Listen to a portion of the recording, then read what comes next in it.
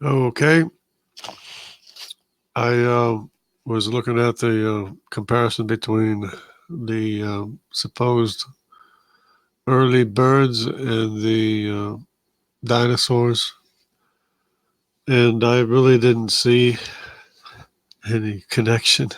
I mean, I can see how the supposed early birds were like dinosaurs, but I can't see how the dinosaurs were like real birds or actual birds. Um, so I'm going to show what the comparison is, and I'm going to point out the differences, which is probably more difference between a bird and a dinosaur than a chimp and a human. I mean, as far as anatomy is concerned, because at least the chimps have basically the same bone structure as what we have, but the birds and dinosaurs don't have the same bone structure, which is what I want to show. So let me go ahead and do this.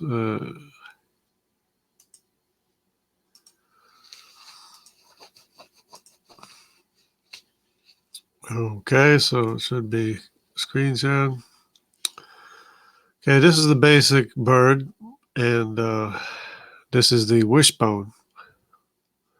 You might have seen the wishbone before, or and notice how the rib cage is all closed, fused together with a keel. It has a huge keel. This is a regular bird, of course, and of course the fingers and whatever are like, I don't know. I can hardly say there's a comparison here, but I guess they say it's a comparison. But anyway, let's look at a flightless bird. Okay, this is the ostrich. It's a flightless bird. Notice how the rib cage is completely closed, and there's a keel here. It's a small keel, but it's a keel, and it's typical of what birds have. And of course, I don't have the picture, but a dodo bird has a keel too, and the keel is on a dodo bird is even larger. So we have that. Now let's go compare this to, let's say, this right here.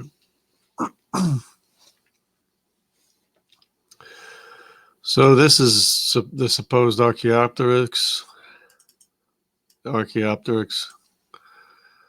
Notice how the rib cage is not closed off, and there is no keel compared to a duck. It's all closed off. The rib cage is all closed off, and there's a huge keel. Of course, this is the wishbone up here. Now, when they compare wishbones, they say dinosaurs have wishbone. It's not really a wishbone, because the wishbone is shaped or designed for flight, and it's got the peculiar wishbone shape with the tab at the bottom, of course, and the two branches or whatever. So, and there's nothing of the sort here. There's a sort of a clavicle. They call it a clavicle that's fused together, but it doesn't have the same function as a wishbone, because of course it doesn't fly. There's no keel here to attach the muscles for flight. So it's very, very, very different. The comparison. Here's a regular dinosaur.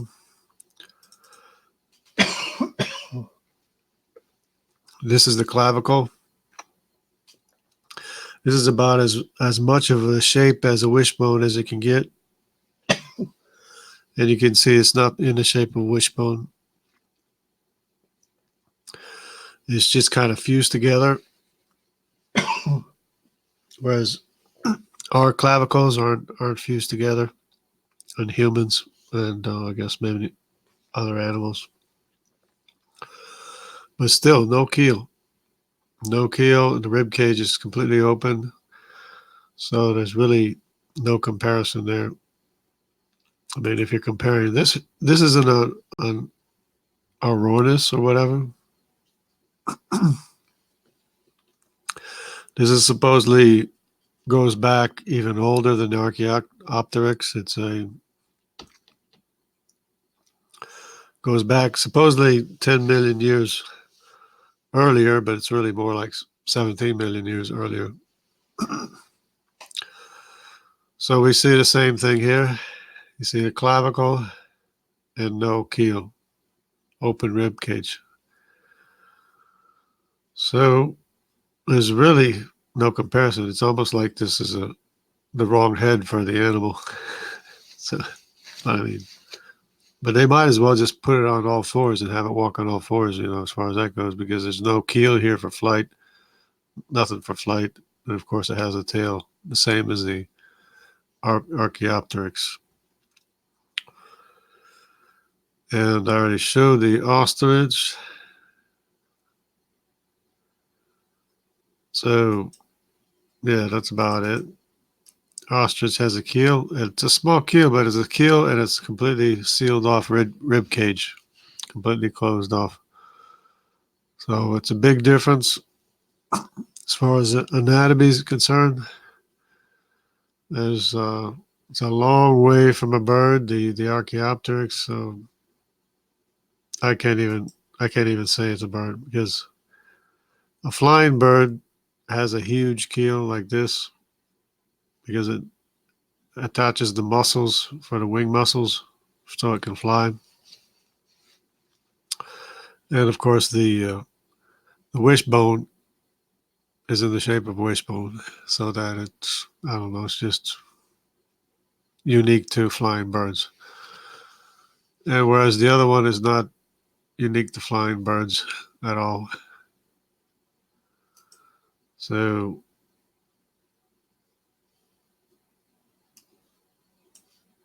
let me see. Yeah, the open rib cage, not even close to flying. So that's about it. I wanted to acknowledge my sock accounts here. I got a couple sock accounts. I mean, it's been a while since I acknowledged my sock puppets, or whatever you call them. So some of these have some subscribers, but others don't have any. And most of them are just hit and run artists. Quite a few of them I haven't shown. This one here has a face, but he still doesn't have any content. And so you really can't know if it's a legitimate person or not. But anyway. So that's about it, I guess. Let me see if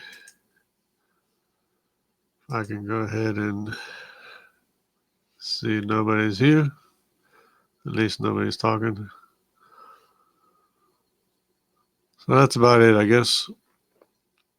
There's no comparison between the supposed pre-bird dinosaur to an actual bird, because the anatomy is completely different. So there's another fail for an evolutionary prediction.